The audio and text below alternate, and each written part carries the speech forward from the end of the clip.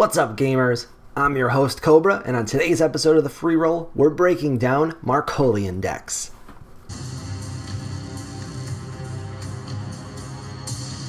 So, let's start out by navigating over to the Marcolian Parallel in the Deck Builder tool and talk about our options. The idea for today's video is that I'm going to show you all three Paragons for Marcolian, and then we're going to talk about some of the key cards for Marcolian decks. This should give you a nice head start if Marcolian is the type of deck that you want to build. We're not going to build a complete deck today. This is just going to give you the foundation for starting your own Marcolian deck. The first choice for a Paragon from Marcolian is Lemieux Master Commando. Lemieux is a really nice choice for beginners, but quite honestly, all three Paragons from Marcolian are pretty good beginner choices.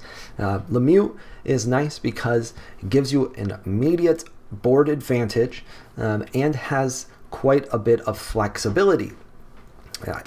His passive ability is that you begin the game with a 1/1 Vanguard Infiltrator in play.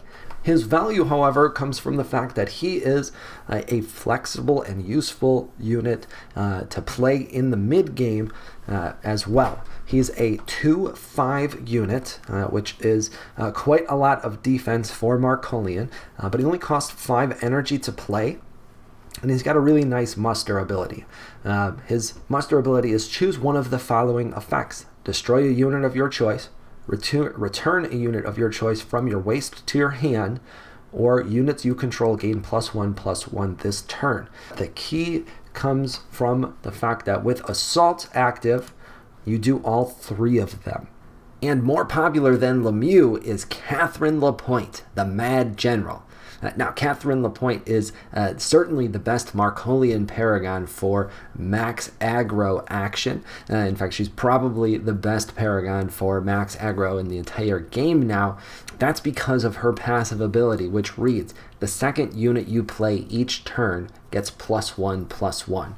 That's now the biggest buff that a passive from a Paragon provides in the entire game, and even better than that, she used to be a 4/4 unit for 4 energy. Now she is a 5/5 unit still for 4 energy.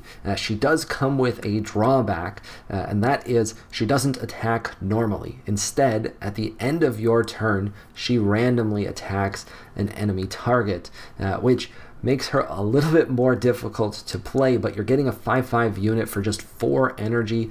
She can get out on the field relatively quickly, and she can get a buff from herself if you wait a little bit longer and play a cheap unit in front of her.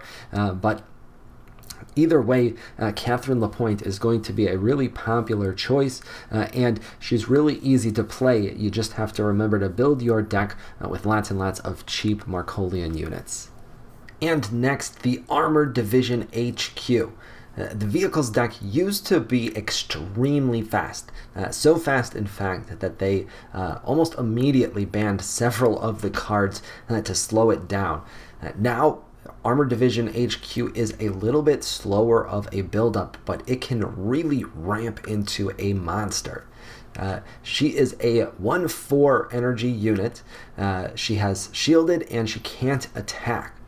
Her passive ability is the first time a friendly vehicle deals damage to a player each turn, draw a card.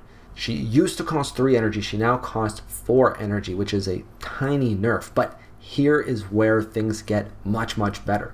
The passive ability, believe it or not, has actually been buffed. That's right. Instead of being a single +1/+0 applied to all vehicles, it reads, at the start of your turn, each friendly vehicle gains one of the following abilities at random. +1 attack, +1 health, shielded, evasive, or armed. Now, the +1/+0 immediate buff to all vehicles might seem like it's more immediately useful, but the reality is that now all vehicles are self-buffing every single turn. Attack and health buffs are obvious, of course, but they are all super helpful buffs. Evasive means that they can't be blocked, which means it becomes an easy trigger for assault and more face damage. Armed means that smaller units are going to get taken out easily. And shield is going to feel a little bit underwhelming when it does trigger, but you actually want your vehicles to collect shields. That's because every parallel has a board wipe of some type, and they used to be a big problem for Marcolian decks. Now, the Armored Division HQ is going to naturally protect a whole bunch of the vehicles, at least a couple, by the time they have enough energy to use the board wipe. And that means that it's not going to take out every single unit that you have on the field. Instead, you should have several that survive. In fact, it means the game isn't totally over as soon as your opponent plays Demolecularize or Virulent Spores, for example.